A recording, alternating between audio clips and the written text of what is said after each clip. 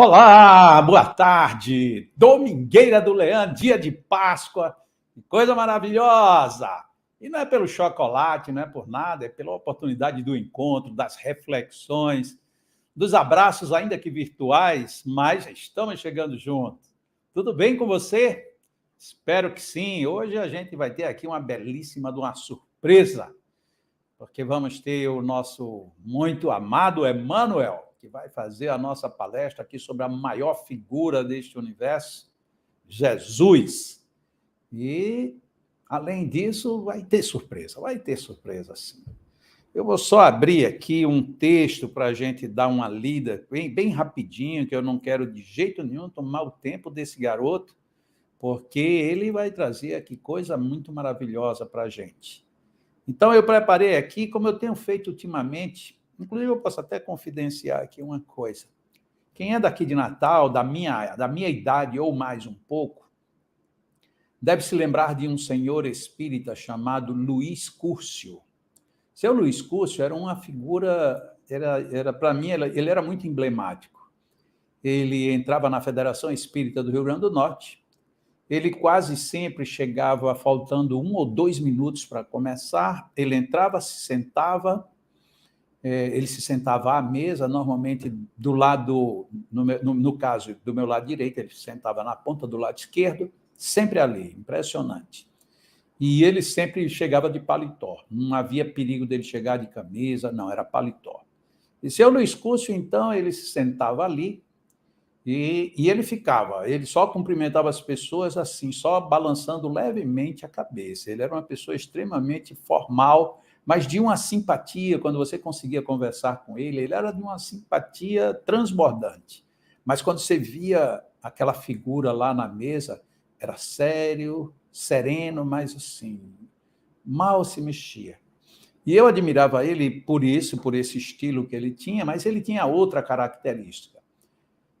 De vez em quando, quem dirigia a reunião olhava para ele, quando olhava para ele, aí, se ele fazia sim, dando o sim bem suave, aí alguém que estivesse dirigindo, muitas vezes foi minha mãe, dizia assim: o nosso irmão Luiz Curcio tem alguma mensagem?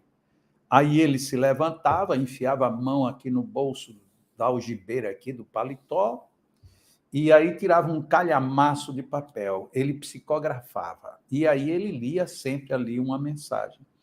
E aí, de um tempo desses para cá, normalmente, como eu tenho feito esses exórdios, de vez em quando eu tenho redigido alguma coisa bem curtinha, né? Não são as mensagens dele. Primeiro, o dele era psicografado, eu não psicografo, então eu fico escrevendo alguma coisa. E aí eu digo, não, mas eu não vou escrever, ou algumas coisas que eu escrevi, eu digo, se eu não vou ler, porque isso aqui está muito simples, isso aqui foi somente uma distração minha, mas aí eu digo, não, por que não ler? Se tiver alguma coisa comprometedora, eu não leio, mas se não tiver só por ser simples, é legal. Então, hoje eu trago mais um desses textos bem curtinhos que eu fiz aqui, pensando no que o Emmanuel vai trazer para a gente no seu comentário. Encontrar ou reencontrar Jesus, se bem que ele usou reencontrar ou encontrar, né? Então, o que eu escrevi foi isso aqui, ó. Caminhava pensativo. Pensamentos vagavam. O vento, horas balançava, horas sumia.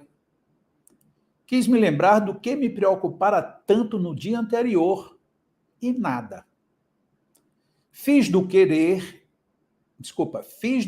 lembrar um pensamento fixo. E assim deixei de cumprimentar um amigo, ajudar um idoso, e quase caía da calçada. Pensei, se eu estivesse ao volante naquela hora, poderia ter cometido um acidente. Cheguei aonde ia e esqueci todos os pensamentos, até mesmo do que eu tinha ido fazer ali. Será Alzheimer? Espantei-me. Nossa, isola, Deus o livre. Nunca fui tão nordestino. Dei-me conta de que só então havia pensado nele. Teria ele pensado em mim? Que pretensão! Pelo sim, pelo não, fiz um Pai Nosso. Meio no automático, quase sem sentimento. Mas ao final disse com convicção: viu, eu me lembro do Senhor. Ao que, em resposta, ouvi um eco na alma: ufa, até que enfim. Pensei que talvez tivesse sido preciso cair e quebrar a perna. E assim me deparei com Deus naquele lugar que não era uma igreja, não era um escritório, não era uma loja, era meu mundo íntimo, tão carente dele por não procurá-lo. Então foi isso que eu escrevi ali, já puxando um pouco do que o meu amigo Emanuel deve ter preparado. Mas aí eu disse que a gente ia ter uma surpresa. Espero que essa historinha aí sirva para a gente refletir, porque às vezes a gente só pensa nele em determinados momentos, né? Aí a surpresa que eu tenho é uma amiga muito querida, uma garotinha bela, como a gente dizia antigamente. Ela já está aqui junto com o Emanuel. Olha ela ali, ó a Nathalie. A Nathalie veio aí com o Emanuel e a Nathalie está aqui para fazer a nossa prece de início. Nathalie, boa tarde, minha querida, seja bem-vinda, feliz Páscoa. E agora dê a sua bênção para todos nós através da sua oração, por favor. Boa tarde, Jacó. Feliz Páscoa para todos nós. Boa tarde a todos. É uma alegria estar participando dessa domingueira. Então vamos à nossa prece, depois dessa sua explanação que nos inspirou. Senhor Deus, Pai do universo, Criador, Senhor de nossos corações, gratidão, Pai, pela vida, pela oportunidade bendita de aqui estarmos. Gratidão ao seu Filho, ao nosso Mestre Jesus, pelos ensinamentos, por ter vindo estar conosco, compartilhar, ensinar, exemplificar o amor, que neste dia, onde comemoramos a Páscoa, o sentido da libertação, o sentido da vida, que é assim que Jesus nos trouxe, que ele vive, ele não morreu, e que possamos nos libertar do egoísmo, da maledicência, da raiva, do ódio, de tudo que nos prende à materialidade, que possamos ter em nosso espírito a fraternidade, a benevolência, o carinho e o amor. Mais uma vez, Pai amado, nos abençoe. Mestre Jesus, gratidão. E que seja sempre feita, Senhor, a vossa vontade, hoje, agora e sempre, graças a Deus. Graças a Deus. Obrigado, minha querida. Olha que prece, mexeu aqui com os meus sentidos emocionais todos. Gratidão Obrigada. profunda. Que bom que você aceitou o meu convite, que é o convite do Leão, Lar Espírita Alvorada Nova, que é essa casa que a gente está aqui, né? Uma casa que cuida de idosos com o maior carinho. É uma casa que agora, no dia 27 de abril, de quarta-feira que vem, daqui a 8 dias, nós vamos estar reabrindo os atendimentos magnéticos presenciais. Olha que coisa legal, né? Legal. E aí depois a gente vai começar a retomar as outras atividades, mas vamos começar dia 27 de abril com a retomada dos passes magnéticos. E agora eu vou sair de cena para deixar o grande astro aqui presente, que é o meu amigo Emanuel, que eu estou louco para ouvi-lo, saber se eu vou me reencontrar, se eu vou encontrar, ou se eu ainda vou deixar para outra vez me encontrar com essa criatura divina, né? Vamos ver o que Emanuel deixa para a gente. Tchau, Nathalie, Deus te abençoe. Vai lá, meu amigo, seja muito bem-vindo. O tempo, o espaço, a palavra, tudo é seu. Gratidão, meu amigo Jacó, a todas e a todos que nos assistem. Uma honra, uma alegria, uma satisfação muito grande poder estar junto ao Leão, o Lar Espírita Alvorada Nova, em Natal, que tanto conhecemos, que tanto queremos o melhor, queremos que realmente nós continuemos a ajudar, e essa casa que leva tanta consolação aos nossos irmãos. Bom, hoje um dia muito especial, também tocado pela prece da companheira, da esposa. a gente vai abordar reencontrar ou encontrar com Jesus. Mas nessa semana considerada tão especial para muitos cristãos, onde comemora-se a Páscoa, nós precisamos voltar no tempo e lembrar que essa data, essa celebração não foi criada ou pertence ao cristianismo. Na realidade, trata-se de uma festa, diga-se, uma grande festa judaica. E esta festa judaica, guiada por um calendário específico, que é o calendário judaico, que ele é lunisolar, ela é comemorada em 14 de Nissan, conforme eles assim consideram. E que marca a chegada da primavera, que lá no hemisfério norte, acima da linha do Equador, como a gente sabe, demonstra o renascimento, a fertilidade da natureza, a ressurreição da natureza. Então, isso acontece logo após o inverno por lá. E por aqui? Por aqui ela vai acontecer invariavelmente entre os dias, ou variavelmente, melhor dizendo, entre os dias 20 de março e 25 de abril, porque esse calendário é móvel, ele obedece, como eu falei, o calendário judaico. Então, nós temos aqui a oportunidade de falar de reencontrar ou encontrar, mas a gente tem que voltar no tempo, como eu disse. E essa tradição, que é a Páscoa, trazida por Moisés, a gente está falando de 1.500 anos antes de Cristo, é onde o livro do Êxodo, ele vai nos trazer no capítulo 12, e aí eu separei aqui, que, sendo orientado por Deus, Moisés, ele, na época, se chamava Iavé, esse Deus, ou seja, tinham vários nomes à época, mais de 70 nomes já foram catalogados à época de Deus. Ele informa aos judeus que eles deveriam sacrificar um cordeiro sadio. E esse cordeiro não poderia ter mais de um ano, um cordeiro novo. E após esse sacrifício, o sangue deveria ser colocado, deveria ser marcado os umbrais, né, as travessas das portas da casa, que aqui está representado. E após esse sacrifício, a gente teria a degustação, eles comiam, tinha que assar essa carne, e o que não fosse assado teria que ser queimado. Isso fazia parte dessa tradição. E dessa forma, os judeus, eles traziam em si a não ingestão de nada fermentado. Então tem até o ritual do pão ázimo, né? São pães sem fermentos, o vinho também não era fermentado, e eles seguiam essa orientação para que, marcando as suas casas, na noite, o anjo da morte não passasse e não os ceifasse a vida. E que essa tradição fosse cumprida perpetuamente, geração após geração. Dessa forma, a gente já tem o desenho da Páscoa, e essa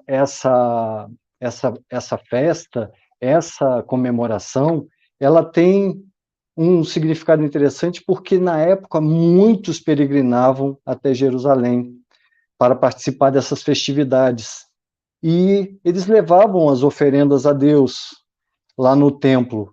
As informações históricas dão conta que mais de 3 milhões de pessoas se deslocavam até lá. Vocês imaginem que Jerusalém, naquela época, tinha uma população pequena, e essa quantidade de pessoas que iam até o templo, e que assim se instalavam em diversos locais, faziam com que a quantidade de pessoas dentro de Jerusalém era muito, muito grande. Então, dentro desse processo, a gente sabe que a comemoração para os judeus da Páscoa significa a libertação do povo de Israel, da escravidão, da opressão do Egito. Então, é uma transição que é feita, e essa tradição judaica faz com que o próprio Moisés, o escolhido, para que trouxesse essas orientações para o seu povo, também fosse o codificador das leis mosaicas, ou as leis judaicas, que estão contidas na Torá. A escolha do tema, que conforme o Jacó colocou e fez uma introdução com uma mensagem muito bacana, mexe um pouco com a gente, porque eu poderia ter colocado, quando escolhi o tema, encontrar encontros ou desencontros com Jesus, desencontros ou reencontros, mas eu fiquei no dilema, mas que foi respondido, foi rapidamente concluído para a sua escolha, porque não seria correto falar que são desencontros, porque o mestre jamais nos abandonou, jamais nos deixou. Então, basta que a gente conte com ele, o chame, que nós estaremos com esse mestre lado a lado, com Jesus ao nosso lado. E reencontrar e encontrar Jesus, essa transição que a gente vive nessa transição evolutiva, nesse processo de crescimento moral. A doutrina, ela nos traz vários momentos em que Jesus nos ensina, e o estudo, principalmente no Evangelho segundo o Espiritismo, ele está pautado nas máximas morais do Cristo. E já que a gente está falando em Páscoa, acho que vale lembrar que Jerusalém, o Cristo, ele foi preso, ele foi crucificado e ele ressuscitou, como assim diz a tradição. E num curto espaço de tempo, nós temos ali, nesse período onde isso tudo aconteceu, entre a prisão, a crucificação e a ressurreição, vários acontecimentos, e acontecimentos importantes, e que a gente precisa lembrar que o momento em que ele realiza a última ceia, a última reunião com seus discípulos, é surpreendente se a gente cuidadosamente estudar, se detiver aos detalhes do que aconteceu, e a gente vai ver muito esse reencontro e esses encontros com esse mestre. Então, por isso, a gente vai abordar esse momento aí da ceia, que alguns desses instantes, como, por exemplo, quando ele diz aos discípulos que é chegada a hora, que esse momento, que ele desejava muito comer convosco a Páscoa, ele, nessa última ceia, ele faz com que a vivência do amor, segundo os seus princípios, e a verdade fraterna deveria continuar reinando sobre a humanidade. Quando ele compartilha vinho, quando ele compartilha o pão, que ele diz que ambos fazem parte, o pão é o seu corpo e o vinho o seu sangue, ele está dizendo para todos nós que, referente ao pão, não era o alimento físico, material, o vinho muito menos. O pão simboliza a doutrina evangélica do Cristo. E em 3 anos intensos do seu apostolado, ele construiu muitos ensinamentos. E o sangue? O sangue a nos trazer o sorvir da sua essência, uma aliança a circundar as nossas artérias, para levarmos a outros seus ensinamentos, para auxiliar-nos no crescimento espiritual para a vida futura. Então, esse significado da ceia, e a gente só está citando o primeiro ponto, que a gente está falando de pão e vinho, nesse ato, a gente sabe que ele também declara um traidor, e todos nós sabemos que Judas o fez. Agora, Judas ficou marcado com um grande símbolo e o grande significado do que é perdoar, do perdão.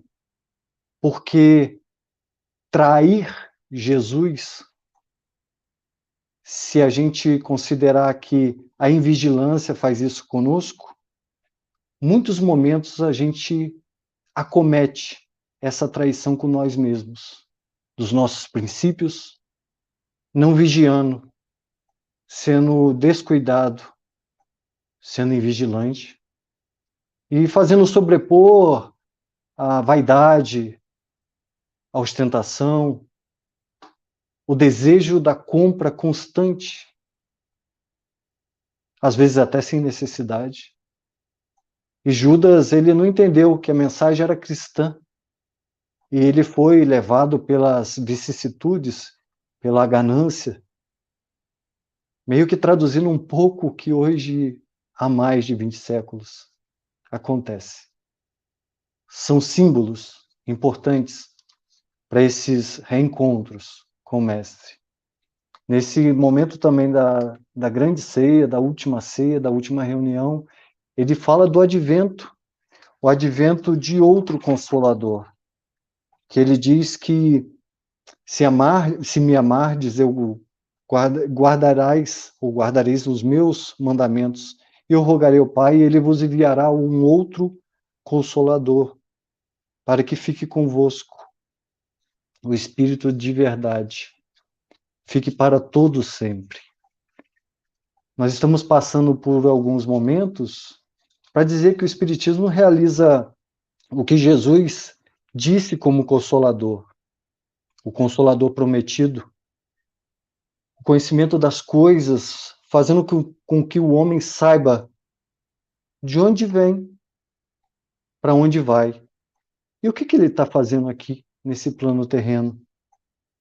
Atrai os verdadeiros princípios de Deus e consola pela fé e pela esperança.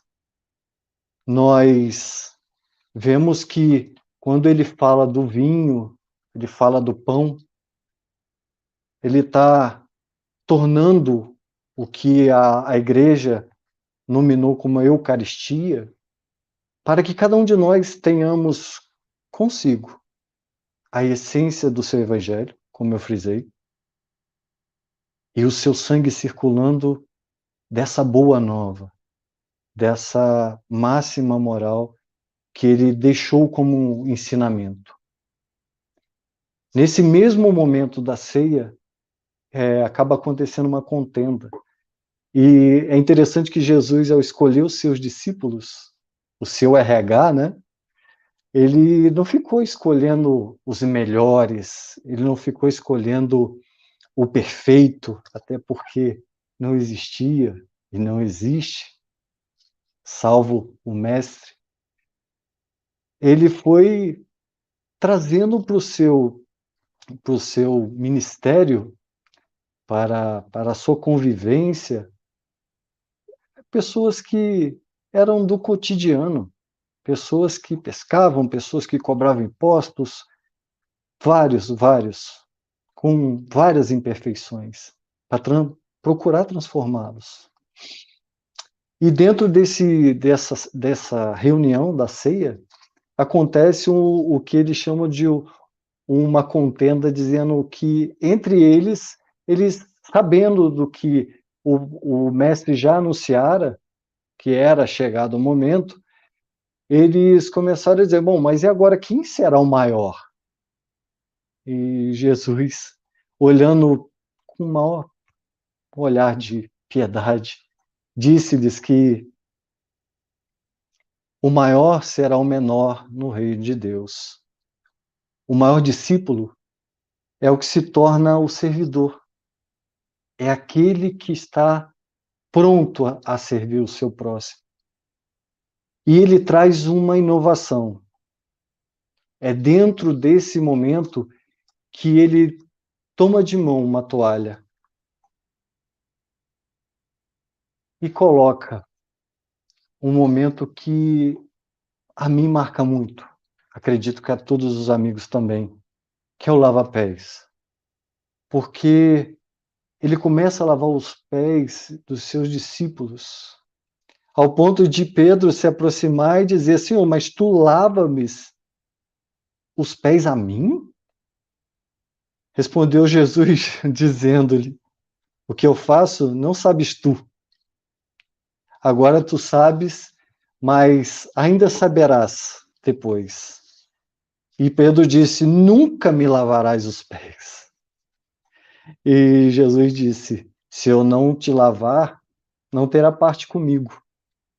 E Pedro não pensou duas vezes. Bom, então, Senhor, lava-me meus pés, minhas mãos, minha cabeça. Embora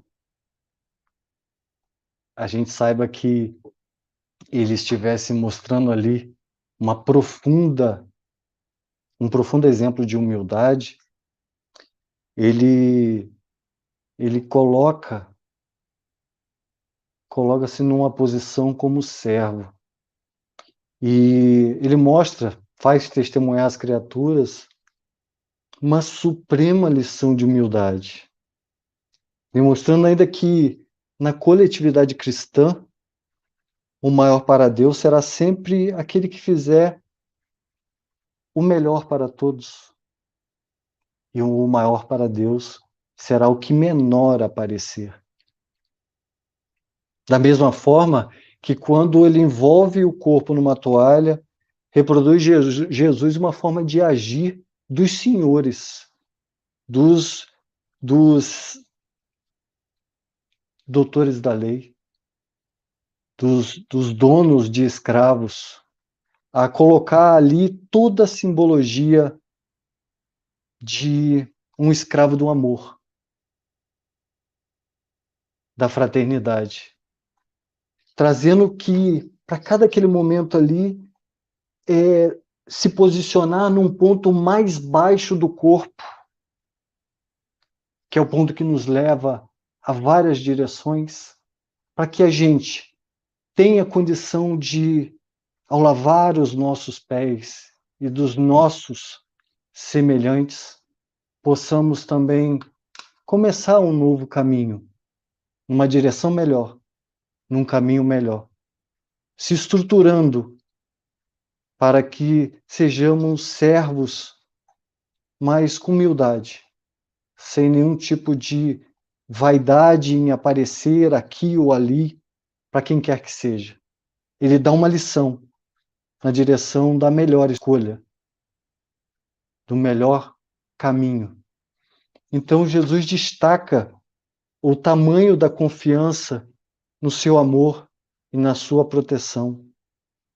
Quando, ainda assim, Filipe questiona onde era que ele ia, aonde ficava o Pai, ele coloca que bastava que a gente não esquecesse, que a gente entendesse que, ao chamá-lo e ao fazer pelo próximo, a gente estaria fazendo por ele e por Deus.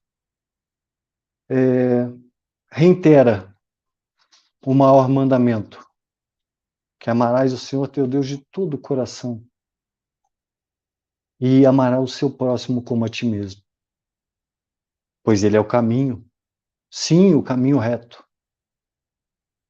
Ele é a verdade, porque essa é insubstituível, ela é insuperável. E é a vida eterna. Então, cedo ou tarde, nós iremos compreender que somente por Jesus nós atingiremos o estágio de espíritos melhores, de espíritos luminosos, de espíritos dentro de um progresso na lei de Deus. Ele ainda fala que ele é a videira, que o Pai é o lavrador, e espera que cada um de nós, possamos ser essa árvore para frutificar o melhor, que esse espírito sublime, representa a árvore da vida. E nós, ou aqueles que forem seguidores sinceros, poderão ser ramos frondosos, promissores, acrescentando que cada um que deixa de fazer algo nessa seara e se envereda por outros caminhos, que não é do caminho reto, faz com que seus troncos sequem. E aí precisa buscar a grandeza do Cristo nas obras humanas, para que a gente perceba o tamanho do que ele gostaria que nós entendêssemos. Ainda dentro desse momento da última ceia, ele nos ensina o valor da prece, quando solicita a presença de alguns discípulos. Salvo engano, Pedro, João e Tiago, para se dirigirem até o Horto das Oliveiras, em Getsêmani. E logo que ele pede aos seus discípulos que orem ao Pai, que era chegado o momento, já prevendo que Judas, em poucos instantes, estaria ali com os soldados, e um dos principais soldados, sumos sacerdotes um dos principais soldados que estavam ali, um dos oficiais do sumo sacerdote, nos proporciona nesse momento mais uma lição do Cristo, aonde Pedro, tocado por a invigilância, de novo, ele saca-lhe da espada e corta a orelha direita de Malco. E Jesus prontamente o repreendeu, dizendo: embainhe sua espada, afinal de contas, quem beberá do cálice do Pai era ele. Ou seja, aquela transição, aquele momento de ser levado à prisão após a crucificação era do Cristo, nos ensinando que o que é para nós passarmos não tem que sofrer influência. Então, no momento seguinte, a gente vai ver um Cristo já dentro de um processo doloroso, não esquecendo que ainda Pedro o negaria, um pouco antes desse momento. Isso tudo aconteceu nesse período, nesse intervalo de tempo. A gente conhece bem o que acontece, o desfecho culmina na crucificação, e aí muitos reencontros. Porque diante do sepulcro vazio, que é o domingo em que estamos vivenciando, a gente traz uma mensagem chamada Depois da Ressurreição. Está no livro Lázaro Redivivo, Irmão X, de Humberto de Campos, que é muito interessante, que a gente não vai trazê-la como um todo, mas eu vou me ater aos diálogos finais, que são bem interessantes e que mostram-nos o tamanho desses ensinamentos do Cristo. Então, falando de reencontro, o que acontece? Depois dessa ressurreição do Cristo, houve um grande movimento popular em Jerusalém. o fato corria de boca em boca e os sacerdotes e patriarcas, negociantes e pastores, sapateiros, tecelões, discutiam o acontecimento. Mas como? Como o Rabi ressuscitara? Como é possível? E em algumas sinagogas fizeram ouvir inflamados oradores, denunciando a invasão da Galiléia. Imaginem, exclamavam um deles na tribuna, diante das tábuas da lei. Imaginem que uma mulher que é dita como uma representante do grupo se encarregou de chamar a mensagem da ressurreição. É uma criatura que foi possuída pelos demônios. Nós a conhecemos de Magdala. Todos a conhecem. Seu nome rasteja no chão. Como aceitar um acontecimento espiritual através de uma pessoa que tem esse tipo de perfil? Como aceitar? Os galileus são velhacos, são impostores, naturalmente cansados da pesca, que já não lhe rendem mais nada, atiram-se em Jerusalém a aventurar-se com imprevisíveis consequências. É indispensável reajustar as impressões. Moisés, isso tudo o doutor da lei falando. Moisés, o maior de todos os profetas, o salvador de nosso povo, morreu no Monte Nebo. E como é que pode o filho de um carpinteiro que não foi um doutor da lei alcançar tamanha glorificação? Acaso não foi punido na cruz como um vulgar malfeitor?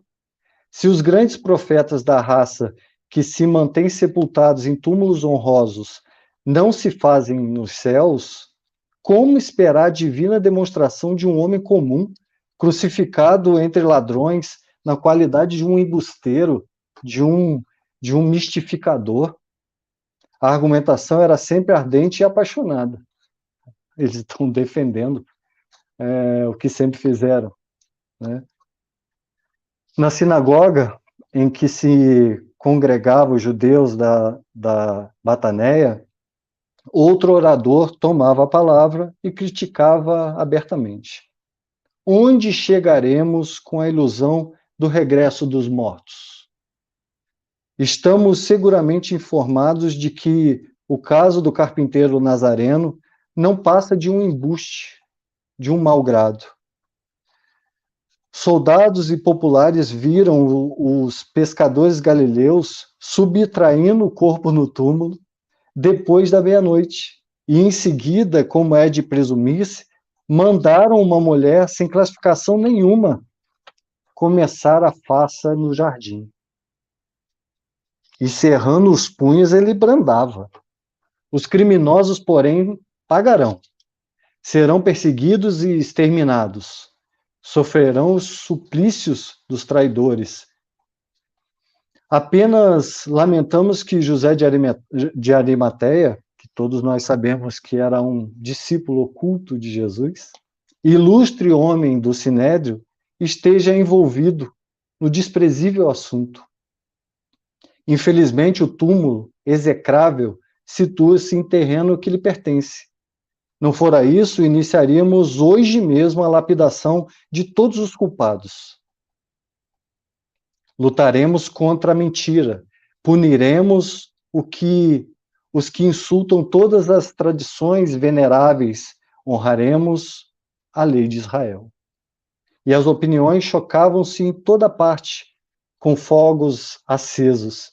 Os discípulos, para receberem as visitas espirituais do Mestre e anotar sugestões, ele se reuniu secretamente, pulando daqui para ali, em várias outras moradias. Até que Simão Pedro e os demais voltam a Galiléia para vender o que tinham e seguir, de fato, o Mestre. Dentro desse processo, Simão Pedro já organizava a casa do caminho, para que fosse ali atendido vários doentes, leprosos, e divulgar a boa nova. Instalados então na cidade, graças à generosa acolhida de alguns amigos que ofereceram a Simão Pedro o edifício destinado ao começo da obra, consolidou-se o movimento de evangelização. E os aprendizes, logo depois do Pentecostes, haviam criado um novo ânimo. Suas reuniões íntimas prosseguiam regularmente e as assembleias de caráter público efetuavam-se sem impedimento algum. As fileiras intermináveis de pobres e infelizes, procedentes dos vales dos imundos, lhes batiam a porta, recebendo carinhosa atenção a esse espírito de serviço aos filhos do desamparo, conquistando-lhes, pouco a pouco, valiosos títulos e de respeitabilidade, reduzindo-se, de algum modo, o número de perseguidores e escarnecedores, né? Compelidos, então, a silenciar todo esse trabalho, pelo menos até quando as autoridades favorecessem novas perseguições. Todavia, continuava o problema da ressurreição do Mestre. Teria voltado mesmo o Cristo? Não teria voltado, não teria voltado. Prosseguiram os atritos da opinião pública, enquanto algumas pessoas respeitáveis lembravam no Sinédrio que fosse designada uma comissão de pelo menos uns 3 homens versados na lei para solucionar essa questão junto aos discípulos. Efetuariam um interrogatório e exigiriam provas cabíveis. E foi combinado um prazo e a ocasião chegou. Houve um rebuliço geral, né? Agravaram-se as divergências e surgiram os mais estranhos pareceres. Por isso, num momento determinado, uma grande massa de populares se reuniu em frente ao local onde já estavam agora os apóstolos, que atendiam os sofredores. Os 3 notáveis doutores da lei chegaram, de forma intransigente, penetraram a residência humilde e, com extrema petulância, abordaram Pedro, que, com a sua humildade, simplicidade, dignidade, veio recebê-los. Efetuando um preâmbulo, os doutores da lei, de suas apresentações, começou o interrogatório, observado por mais 2 que estavam acompanhando esse senhor. E esse senhor era Jacó, filho de Berseba, o chefe do trio. Começou a interrogar Pedro. É verdade que Jesus, o Nazareno, ressuscitou? É verdade, confirmou Pedro, em voz firme. Quem testemunhou? Perguntou Jacó. Nós que o vimos várias vezes, depois da morte. E vocês podem provar isso? Sim, com a nossa dignidade pessoal, na afirmação do que presenciamos. Ah, mas isso não basta. Falou rudemente o doutor da lei, sob forte irritação. Você imagine, né? Exigimos que o ressuscitado nos apareça. Então Pedro sorriu e replicou: o inferior não pode determinar o superior. Somos simples subordinados do Mestre e servimos a sua infinita bondade. Mas não podem provar o fenômeno da ressurreição? Bom, a fé, a confiança, a certeza são predicados intransferíveis da alma, aduziu o apóstolo com toda a humildade. Somos trabalhadores terrestres e estamos longe de atingir o convívio dos anjos. E aí, os 3 doutores da lei se entreolharam e, com uma certa expressão de ira, Jacó exclamou: então, que me recurso nos sugere para que esse imbróglio, né, essa situação se esclareça. E ele perguntou assim: que recurso nos sugere, miserável pescador? Como solucionar o problema que provocaram no espírito de toda a população? E Simão Pedro, dando mostra de grande tolerância evangélica, manteve imperturbável serenidade e respondeu: apenas conheço um recurso, apenas um. Morram os senhores como o mestre morreu, e vão procurá-lo no outro mundo e ouvir-lhe as explicações. Não sei se possuem bastante dignidade espiritual para merecerem um encontro divino, mas sem dúvida é o único meio que posso sugerir. Calaram-se os notáveis do Sinédrio, sob enorme estupefação. No silêncio da sala, começaram a ecoar alguns gemidos dos doentes. E alguém chamava Pedro, com muita angústia. O amoroso pescador olhou serenamente para os doutores da lei e pediu-lhe licença. Dei-me licença, eu tenho mais o que fazer. Voltou à comissão dos 3 do Sinédrio sem nenhum resultado. E a discussão, essa discussão, que é essa confirmação, perdura até hoje, há mais de 20 séculos. Meus amigos, minhas amigas, nós sabemos que para nós espíritas, a ressurreição, a Páscoa, é muito além de uma comemoração. Trata-se de uma profunda reflexão sobre a confirmação da imortalidade da alma, a comprovação da continuidade da vida.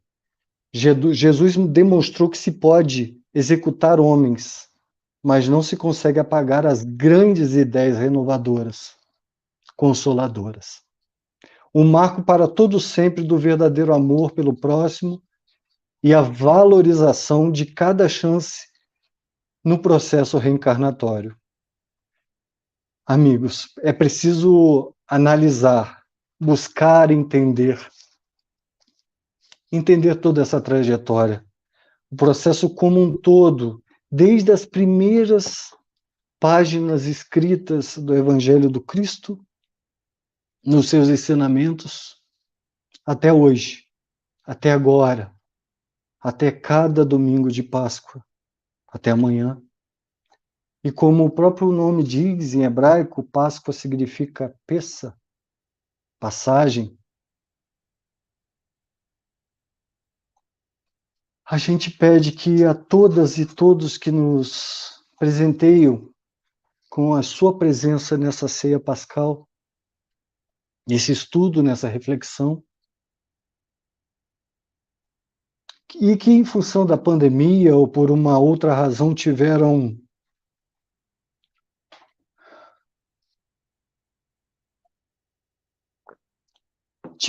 despedidas de entes queridos, de familiares, que nesse momento de dor e que lamentam a perda, saiba que, como mestre, como Jesus, cada um desses entes, eles vivem.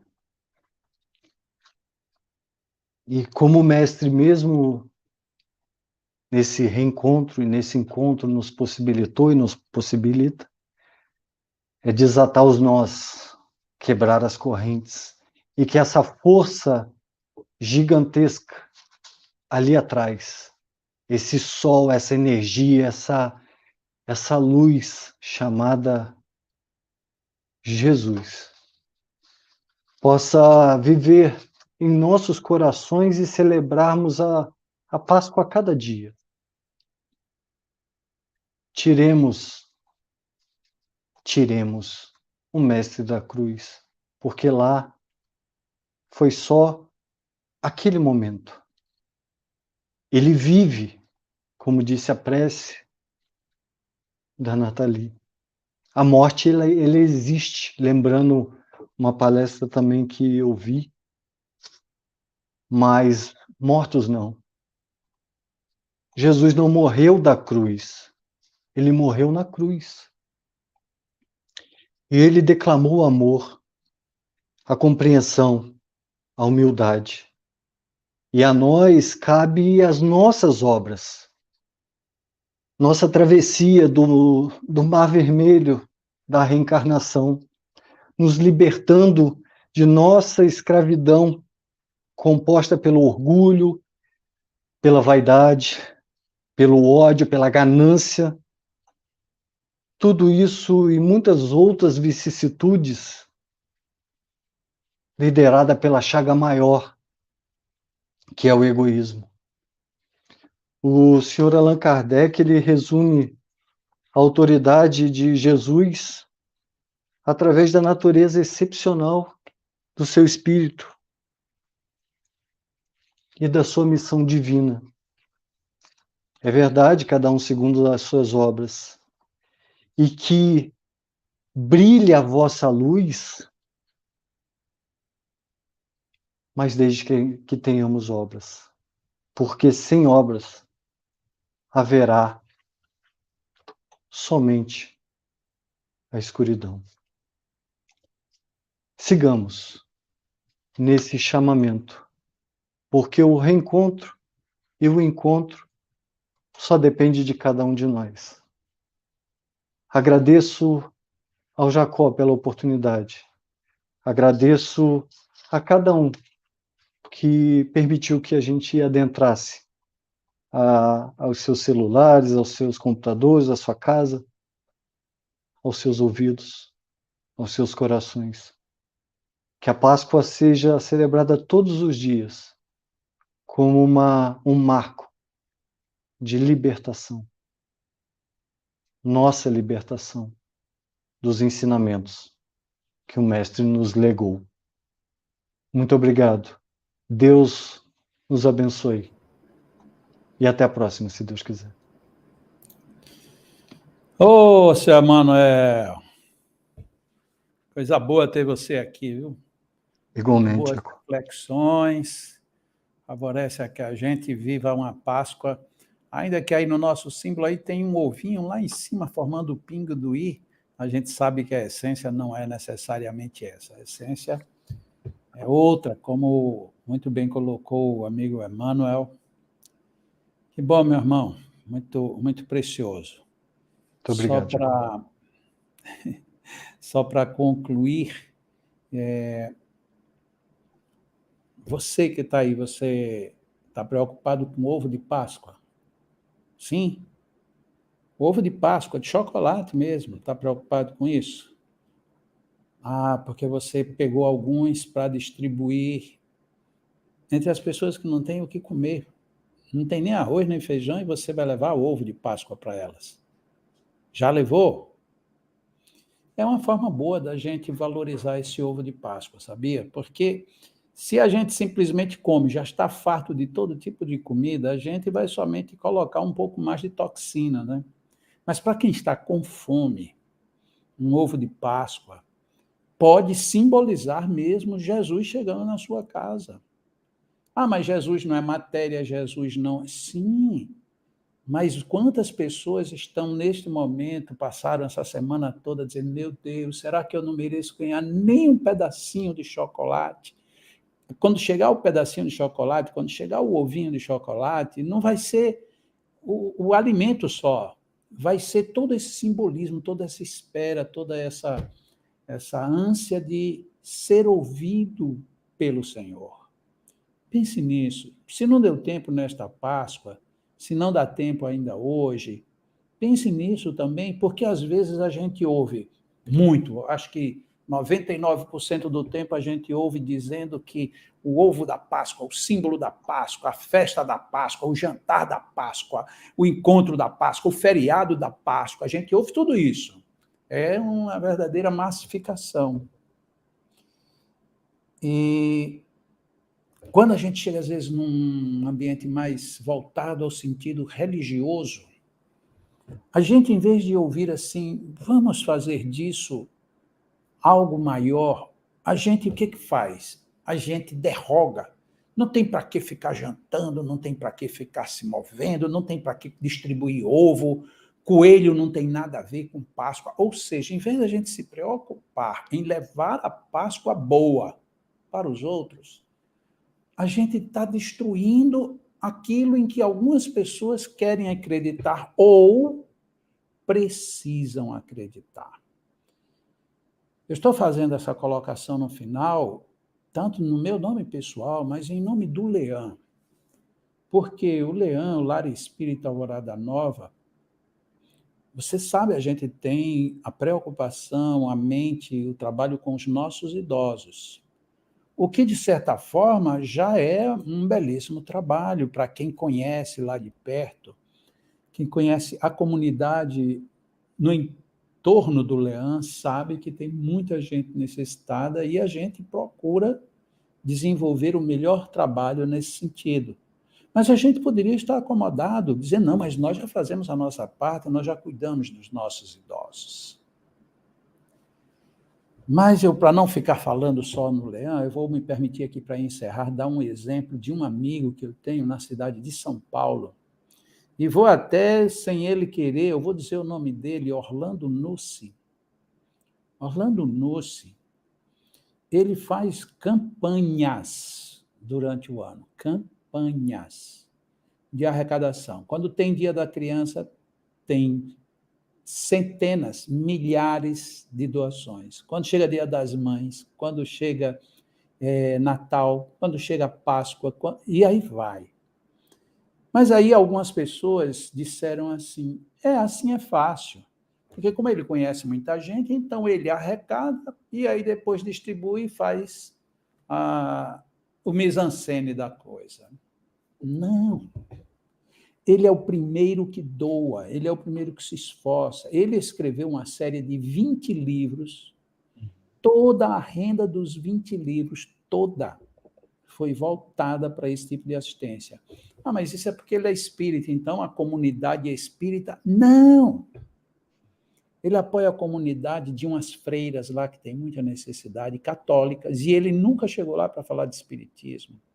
Ele apoia comunidades protestantes, ele nunca chegou para falar de espiritismo. E ele apoia algumas instituições espíritas, e ele nunca chegou para falar de espiritismo. Ele simplesmente se reveste desse sentido. Eu preciso fazer, e como eu tenho condições de juntar mais, por que a gente junta mais para falar mal? Eu quero juntar mais para fazer o bem. Então, a minha proposta agora aqui no final foi essa. O ovo de chocolate é bom, não é bom, faz mal, não faz mal, está caro, está barato, eu tenho, eu não tenho. Em vez de comprar um ovo, eu comprei uma caixinha de... Coloque na sua mente também isso, e eu vou fazer isso também por quem precisa. Porque, como eu disse lá no começo, um chocolate, para quem está saciado, pode ser excesso, pode ser inapropriado para a saúde. Mas para quem está com fome, ou quem está passando o ano inteiro esperando, às vezes sofreu a decepção neste Natal e no Natal do ano passado, porque como ninguém saía, não recebeu nada. Mas não é possível que nem nesta Páscoa, que está todo mundo comemorando, ninguém vai se lembrar de trazer um ovinho para mim. Vamos pensar nisso? Mas era melhor que a gente fosse lá na favela e fosse falar, porque Jesus era a figura linda. É ótimo, fale. Mas faça mais alguma coisa, tá bom? É a nossa proposta como pessoa, como instituição, uma reflexão para poder a gente fazer dignidade a esse símbolozinho que está aparecendo aí no canto. Feliz Páscoa. Mas não é feliz só para você, é feliz de felicidade plena no nosso derredor. E a gente só faz isso quando a gente abre os braços, tá bom? Emanuel, meu amigo, muito obrigado. Desculpe ter me metido aí no finalzinho, mas já que você deixou um pouquinho, aí eu já quis entrar aqui, porque Ótimo. Eu queria passar essa mensagem de Páscoa, porque às vezes aqui eu vou confessar agora a minha falha, às vezes eu fico meio irritado com esse negócio da gente estar só falando mal, sabe? Não tem, isso é comercial, isso é aquilo.